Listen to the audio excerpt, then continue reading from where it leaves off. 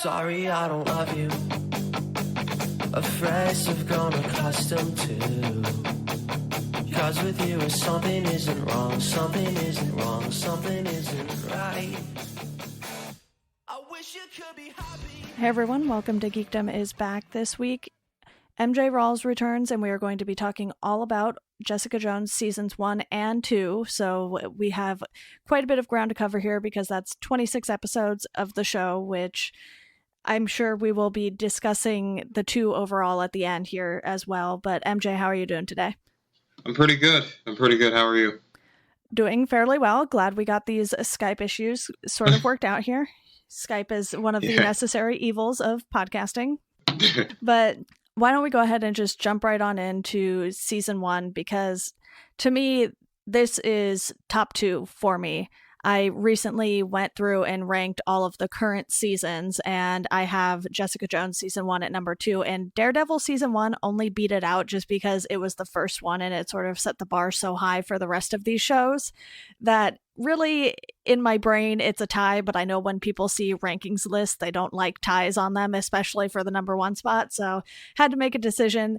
This is my number 2 for the time being. But the big villain in this season is Kilgrave, and he's this character that really only exists in the Jessica Jones comics. He was created for her character and just sort of really put on display how evil he is in this first season, and he was played by David Tennant, and he put on a fantastic performance. Oh yeah, Kilgrave is like a different type of villain. He's more of a methodical villain to me. Right. Like you notice in Marvel you have Thanos coming up and Ronan and they're more physical and stuff like that. And the Netflix universe, like Kilgrave is to me more dangerous because not only because of his power, he could basically make you do whatever the hell he wants to. It's to know that he has that power. So like you're always kind of on edge, like whenever he comes around.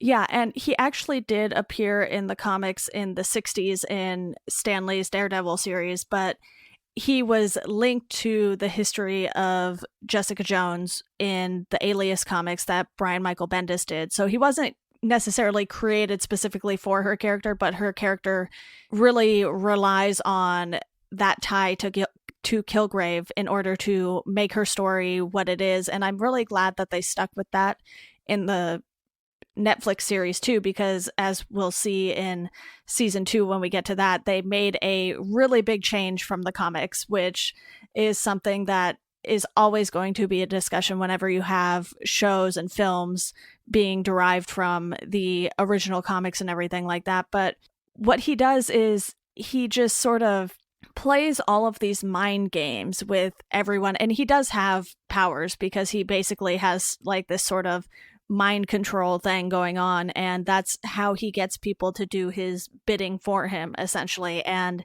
one of the big relationships that we see in this episode too is between Jessica Jones and Luke Cage. So this is how they chose to introduce Luke Cage and give him his own series after this. But the two of them together, it's like they work really well together, even though they're probably bad for each other. Maybe Jessica more so for Luke because, they're just inherently different people. And it was really interesting to see them together. So what did you think of how they put those two characters together, and then they sort of slowly rolled out the reveal that it was Jessica who killed Reva, who was with Luke back in the day? I feel, especially watching how Jessica interacts with other characters, she's more cold, kind of. She's more not emotionless, because you could see, like, especially through season 1 and season 2, that she definitely has emotions, but she's more standoffish, and Luke is kind of, to me, like, he's like the emotion guy. You know what I mean?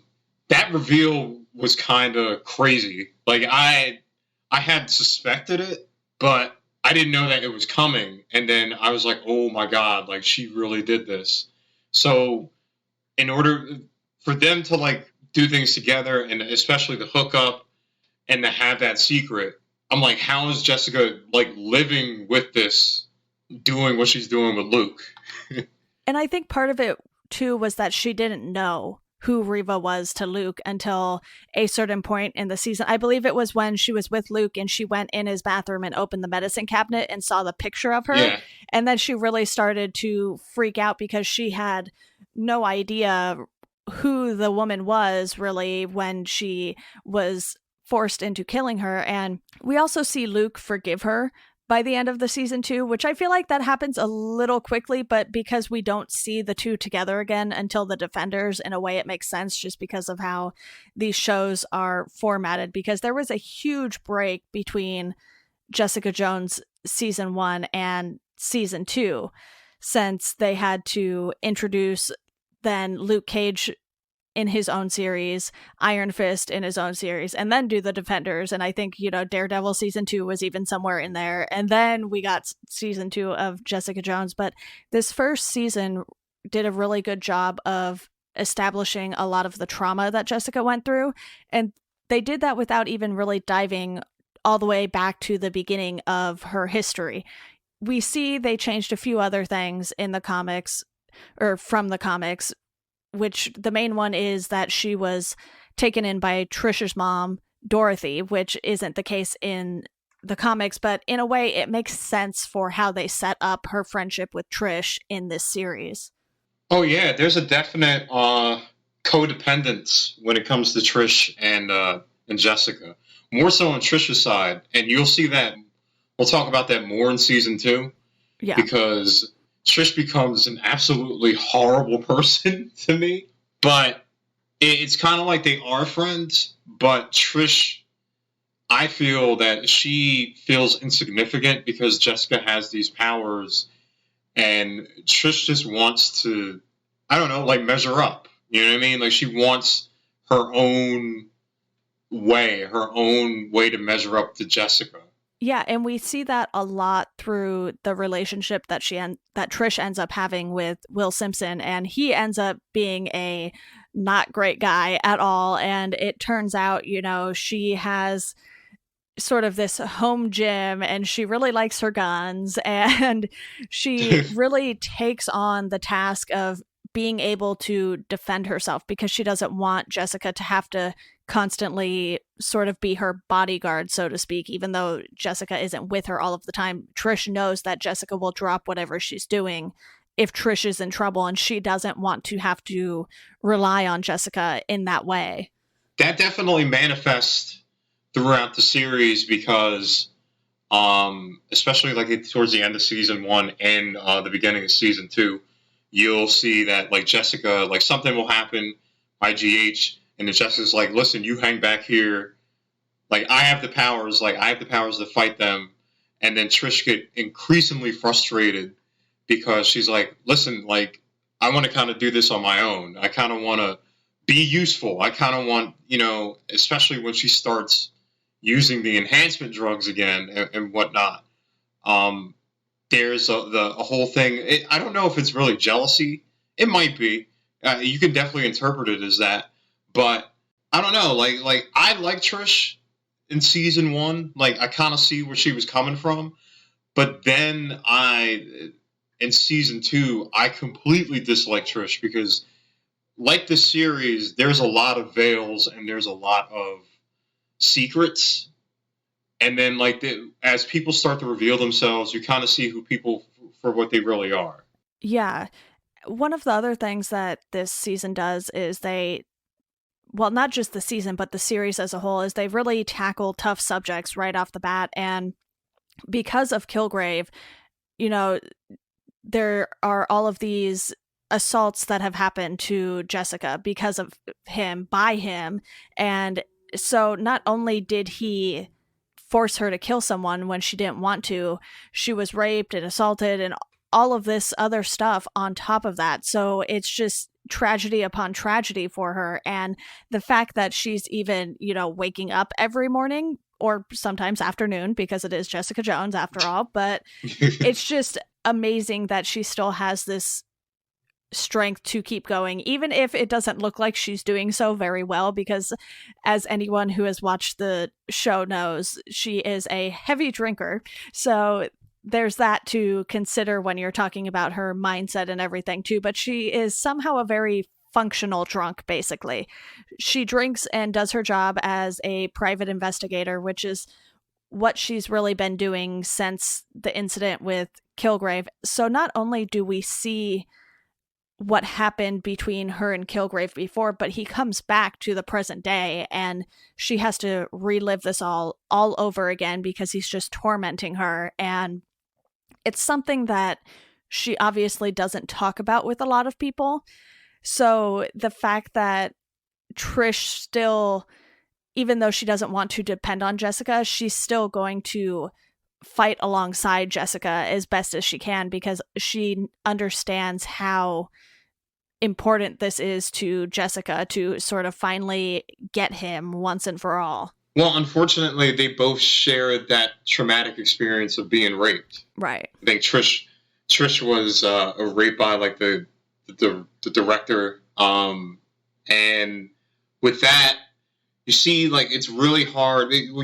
Jessica has like this hard interior, right? Like, it's hard to like get her to like open up, and Trish actually does that. Trish is like her ear, like she is able to speak to Trish, whatnot, and then again, Trish lives vicariously through Jessica because in a way, she just wants to be Jessica. She wants to.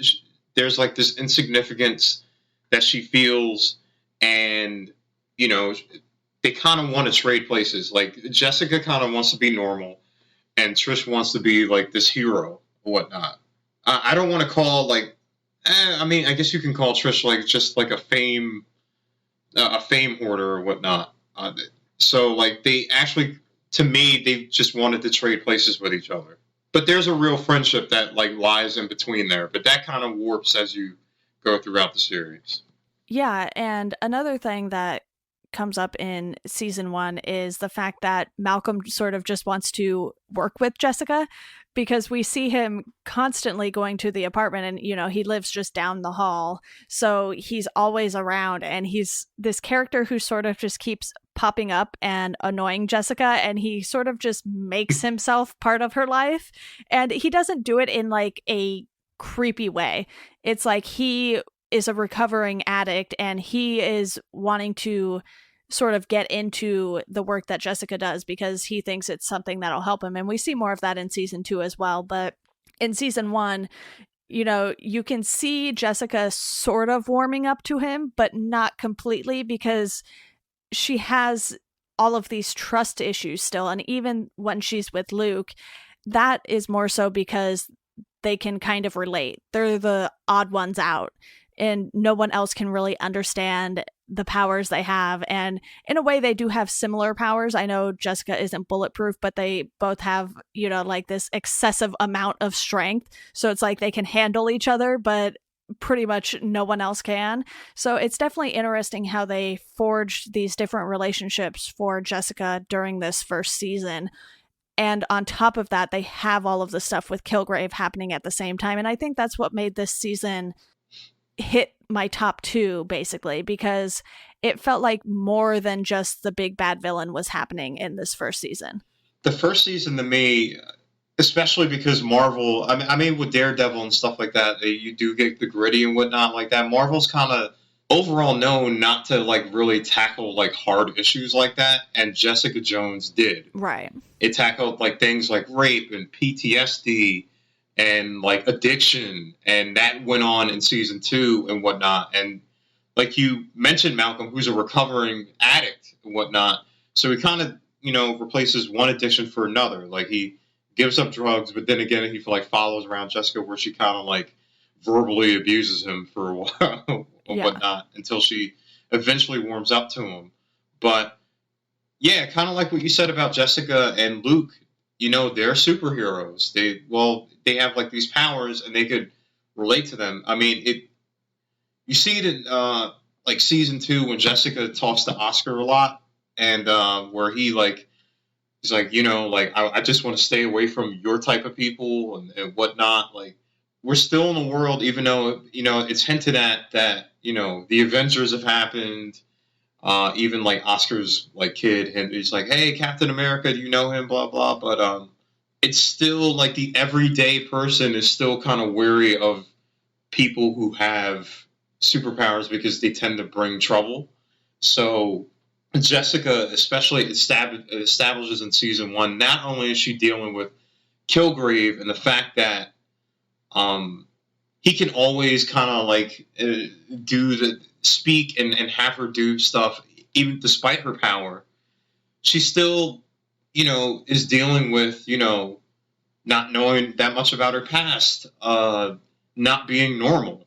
So it's like a whole bunch of problems that just converge on her. So she's probably one of the most relatable superheroes throughout this whole Marvel. I don't know if it's really the MCU, if you want to call it that. It could be, but like she's really relatable, and that's what kind of latched me on to season one. Yeah, plus we have the fact that she's still very, very active with her PI work. She's taking on all of these cases while everything is going on around her. And we really get this sense with Kilgrave that, when he takes her and he's hurting other people just to mess with her head, it's one of those things where David Tennant plays Kilgrave so well that he's such a compelling villain. And in my opinion, him and Fisk in Daredevil are the top two villains they have introduced in the series of shows so far. And, you have half of Luke Cage that is like really, really solid. And then the back half sort of dwindles off after they kill off the big villain in that. So they have these really good villains, and they use them the right way in Jessica Jones season 1 and Daredevil season 1, but maybe not so much in Luke Cage season 1, in my opinion. I would have kept him alive if it were up to me, and I think a lot of people feel the same way. But going back to Kilgrave, it's just what he can do that is so terrifying, because there aren't too many villains out there who have the ability to just control as many people as they want.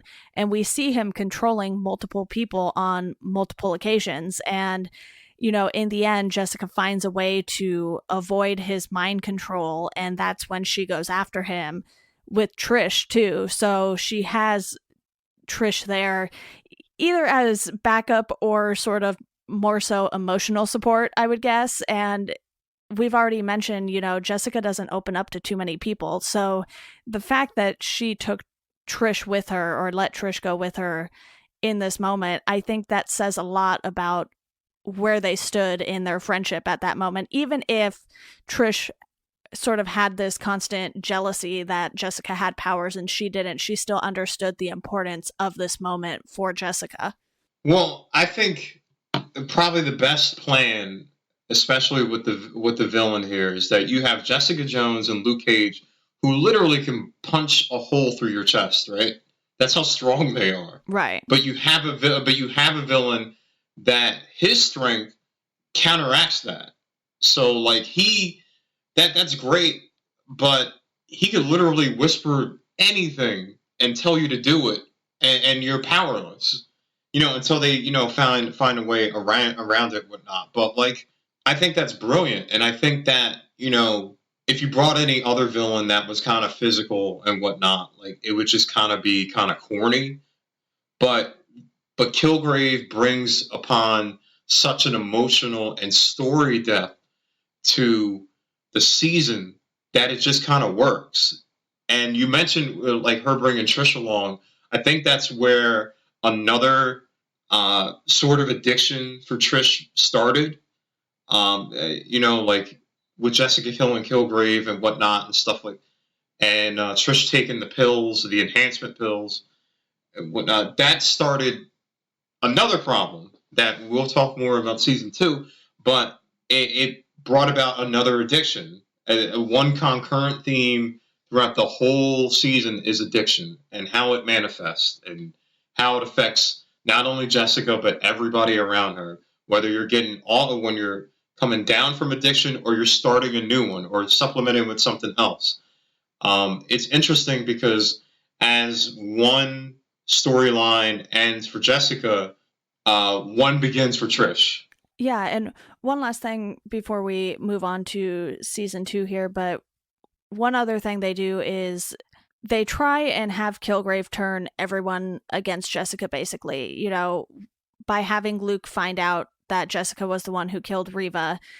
He's trying to sort of get Jessica to feel extremely alone. And he even, makes Malcolm an addict again. He relapses and it is not pretty. And you even have, this scene with Jessica and Luke, and he takes a shotgun blast to the head. And obviously, him being bulletproof, it doesn't kill him, but just the impact of it alone is enough for him to sort of have at least a small extent of brain damage, which then that's when we see Claire Temple come in too, and she has to sort of fix it as best as she can because she's just a nurse. She's not a brain surgeon or anything like that. And, they try and get syringes in him and they can't because you can't pierce his skin. So extreme measures have to be taken in that moment. And despite all of that, the shotgun blast to the head, finding out that Jessica killed Reva, he still forgives her by the end of the season. And I think it's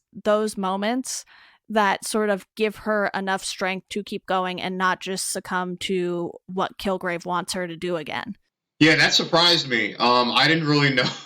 I didn't really know that you could do that to Luke Cage. But I was just like, well, why doesn't everybody just do that to Luke Cage? He's in the start. Just shoot him in the head. I mean, you're not gonna, shoot his head off, but like you'll just have him in a huge coma, concussive episode.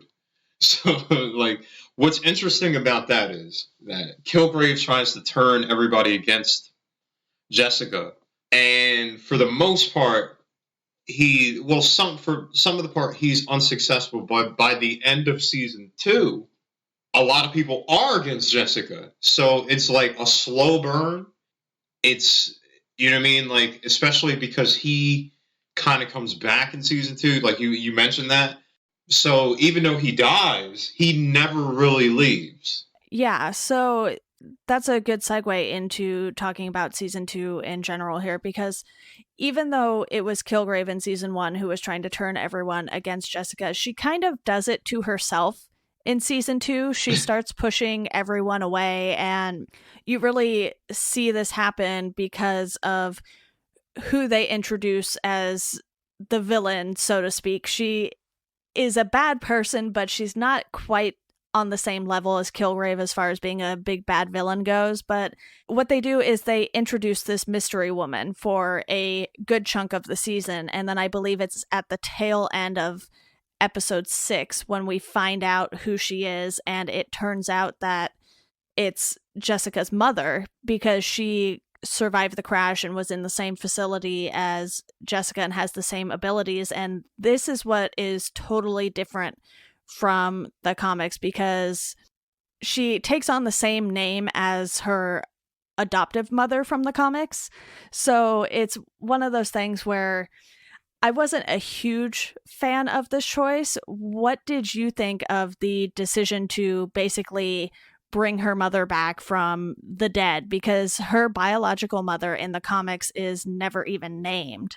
I kind of agree with you. I feel that arc kind of went a little too long, but I understand because you needed another foil. You needed the theme of I feel of season 2 was Jessica running or fighting and trying to figure out what her past is. So I guess they had her mother come back, even more powerful than she is, by the way. Yeah. And kind of like this Frankenstein, is she really like all her mom or whatnot?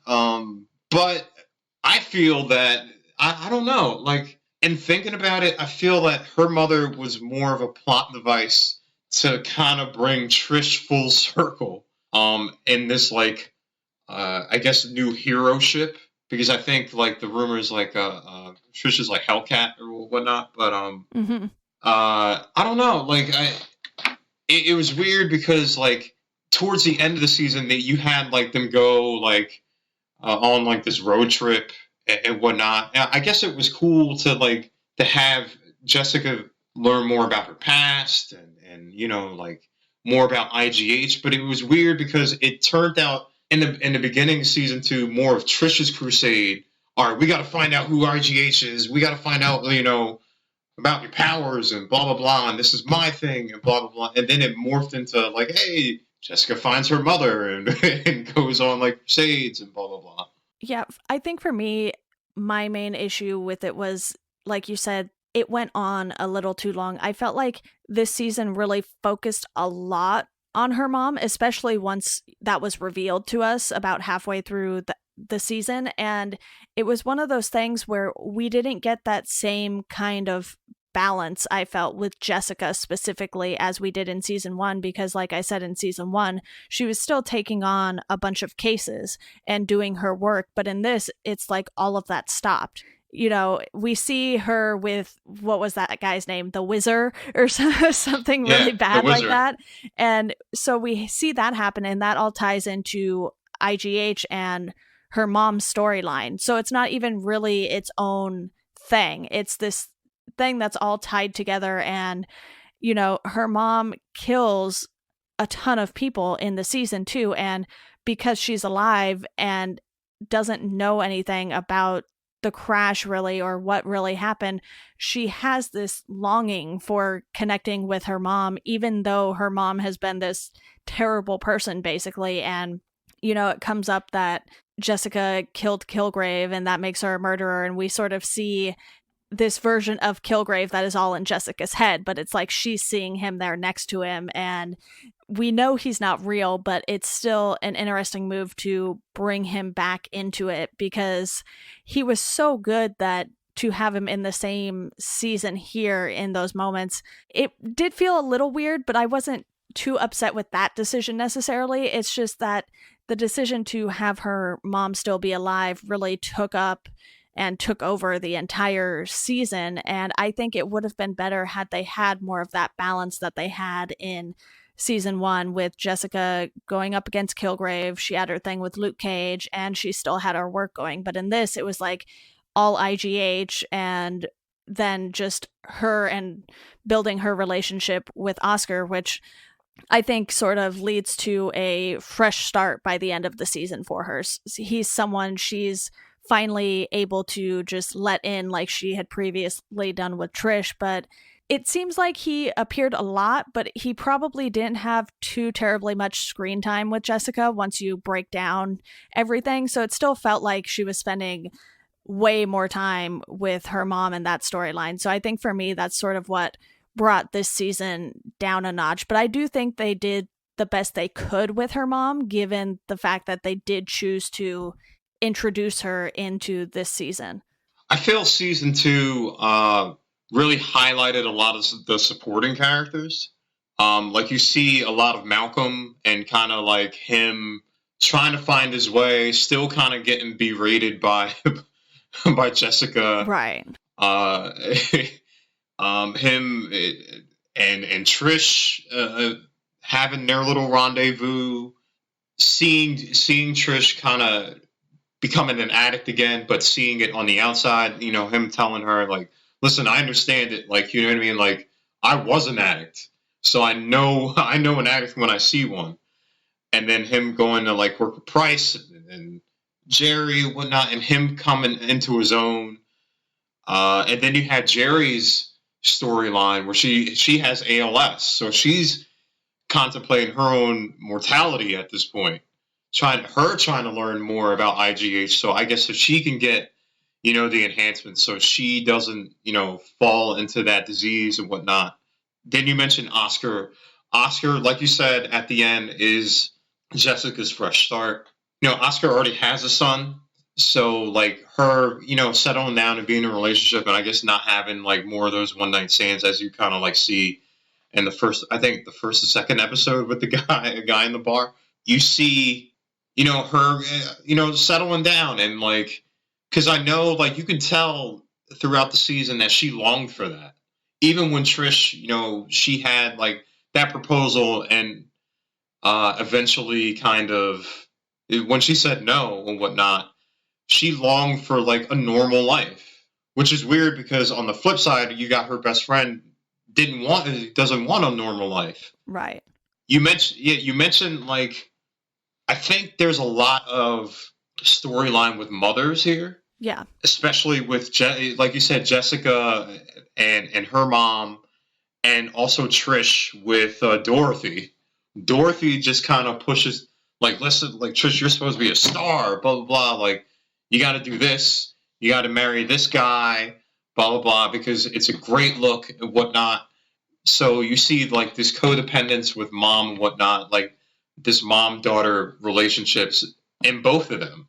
Yeah, and you mentioned earlier too about Trish being raped by the director and everything, and it was interesting to me that Jessica didn't actually know that. She finds that out when we do in this season pretty much, and it was one of those moments where, Trish has always sort of been this sounding board for Jessica and vice versa, but there's still stuff that Trish is keeping from Jessica. And I don't know if it's because she knew how Jessica would react to it, or if it's because she thought Jessica had been through that herself, so she didn't want to burden her more with it or what. But I thought that was an interesting choice. And you mentioned Jerry's storyline. And, I wasn't a huge fan of her storyline because I feel like they dragged a lot of it out.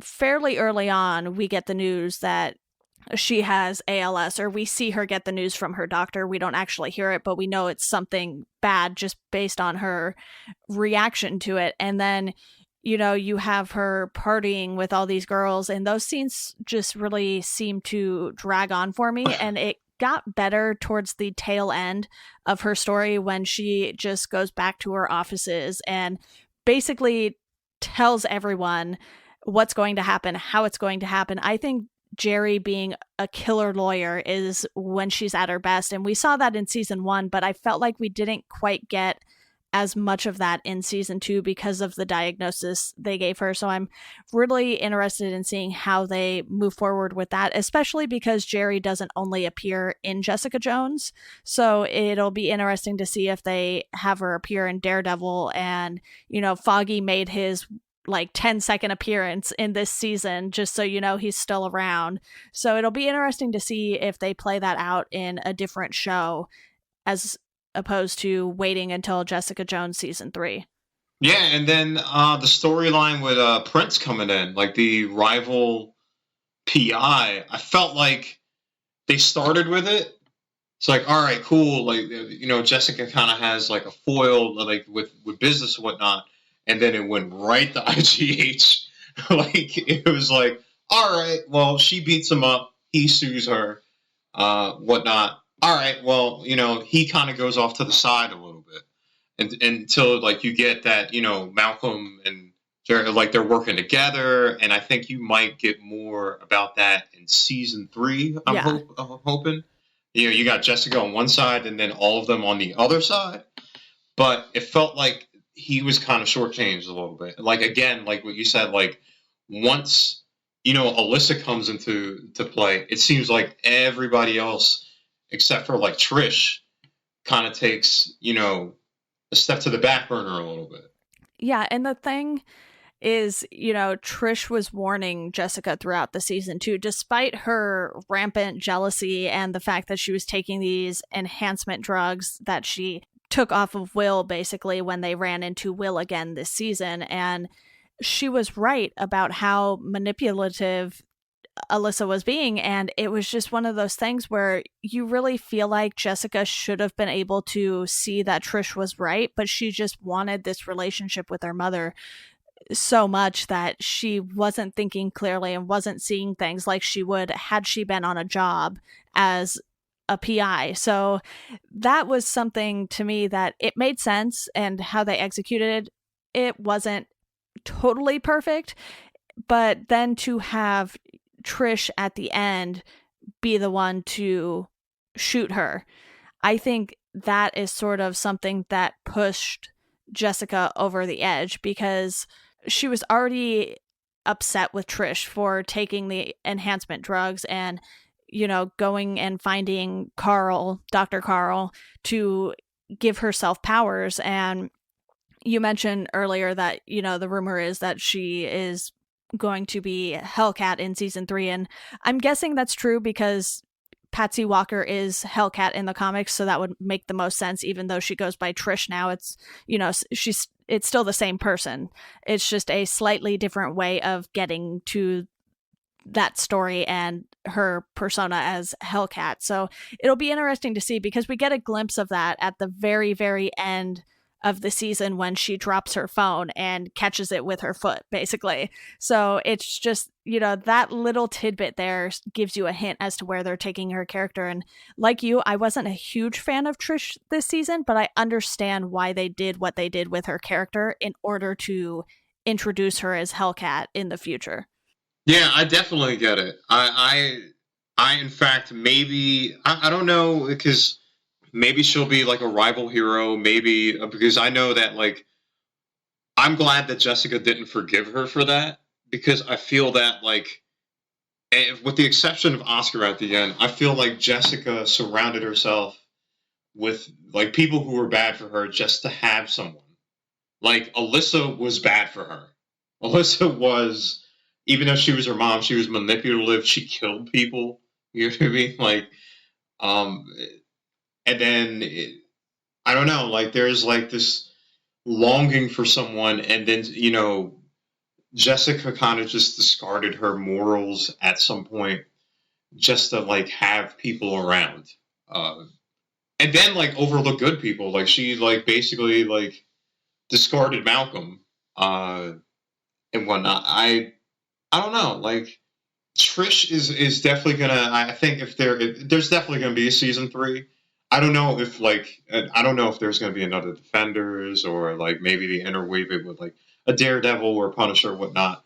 I definitely think that Trish is definitely gonna be, like, it'll be Jessica Jones, but I definitely think that Trish will have, like equal standing and whatnot, because they both have power. It looks like Trish has, like, heightened agility and whatnot, but I don't know. Like, I don't know if Jessica will, with this newfound life with Oscar and the kid, and she has, like, a small family, if she's going to, like, tone it down a little bit, if she's going to continue being a PI, whatnot, because you have Oscar who, has a criminal record.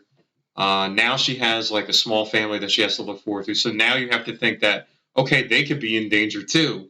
Right. Whatnot. So I can't put them in jeopardy, because that was a theme too, because that's why he initially hated her, because what she brought around because of what she was. Yeah, and it wasn't until she saved his son Vito from falling out of the window that he was like, okay, thank you, because I don't know what I would have done without him, basically. And she even later helps him get his son back from the mom, because the mom just takes him and is going to get on a bus and head out of state and not bother, giving him visitation or anything like that. So, her and her mom do go get Vito back, but it's still one of those things where just because Alyssa does one good thing does not make her a good person. And that's something that Jessica struggles with herself too, because, even though she was controlled by Kilgrave when it happened, she still feels really bad for what happened with Reva, and it's something she is never really going to get over, probably. And we see a lot of her trying to work through all of these emotions that she's having and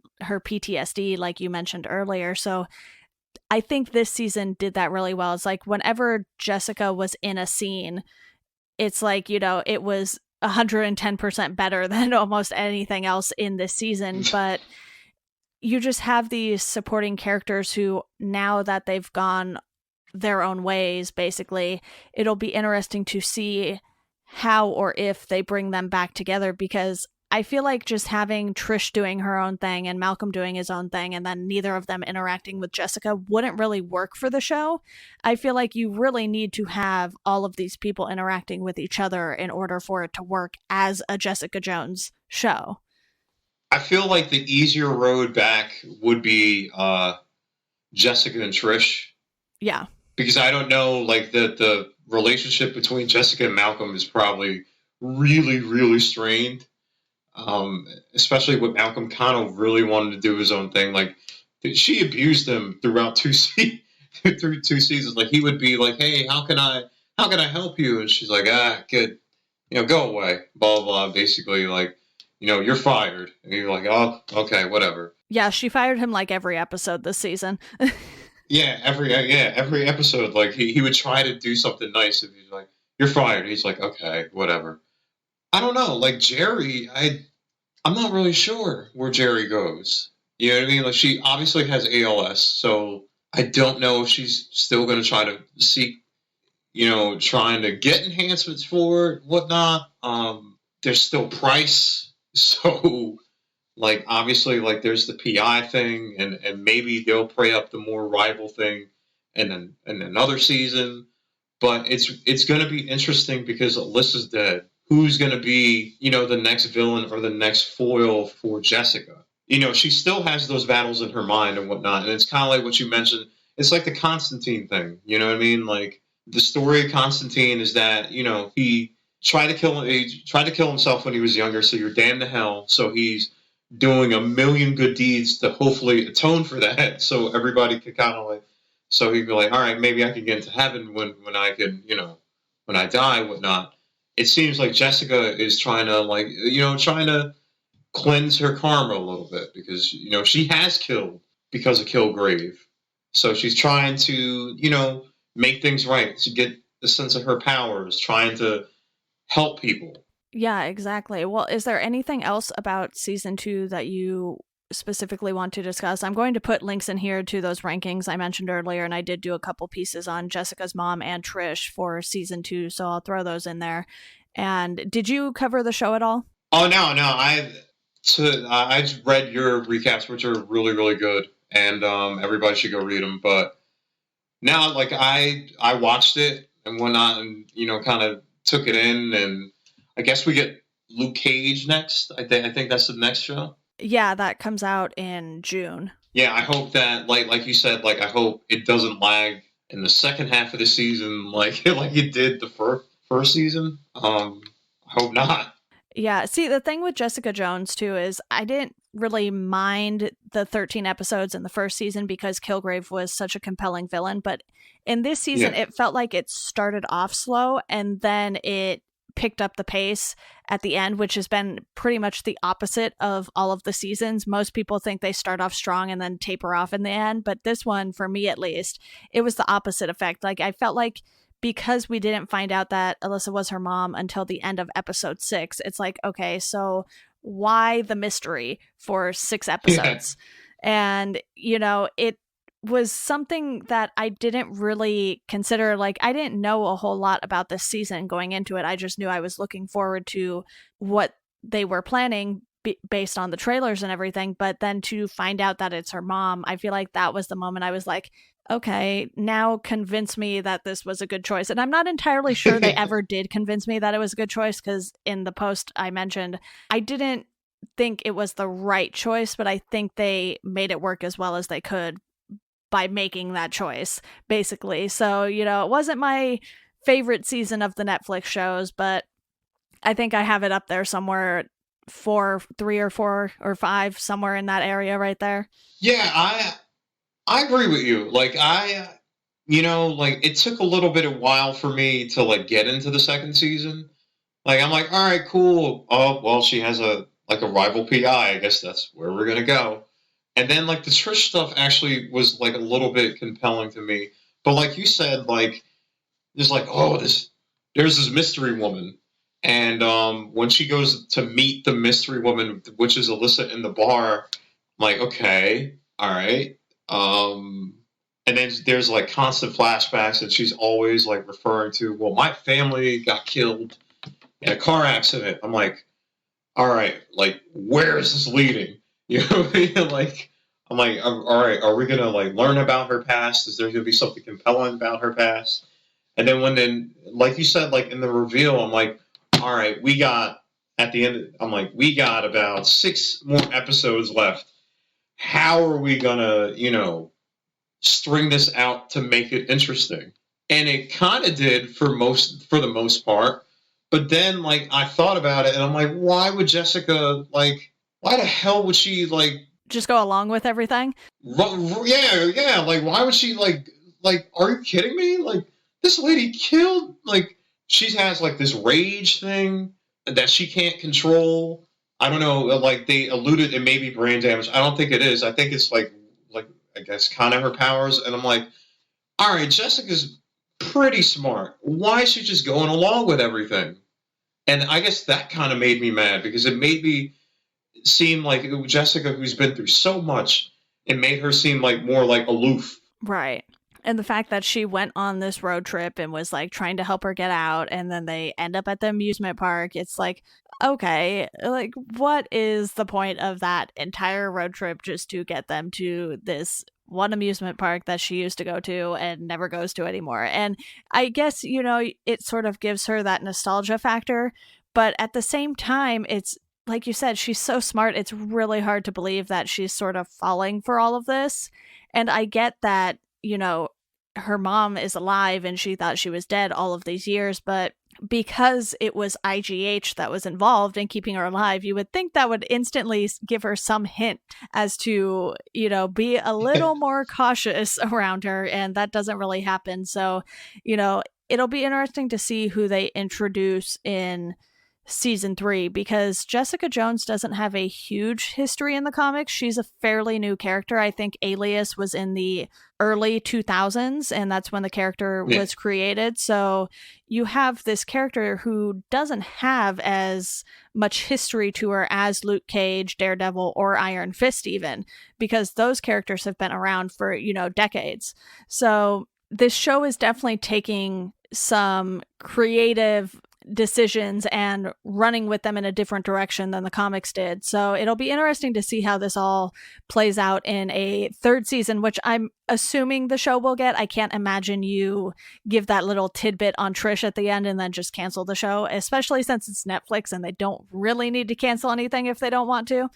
Yeah, like, they don't have to. Like, they're spending billions of dollars on, like, although, like, I'm not really sure what's going to happen when Disney makes their streaming service. Are they going to move it all over there? I'm not really sure. I think the Netflix originals will probably stay with Netflix, and then maybe Disney just gets to also stream them after X amount of time or something. But I can't imagine they can pull Netflix original content from Netflix because of whatever deal they have. But that's probably a whole other conversation that is much nerdier than anything happening in these shows.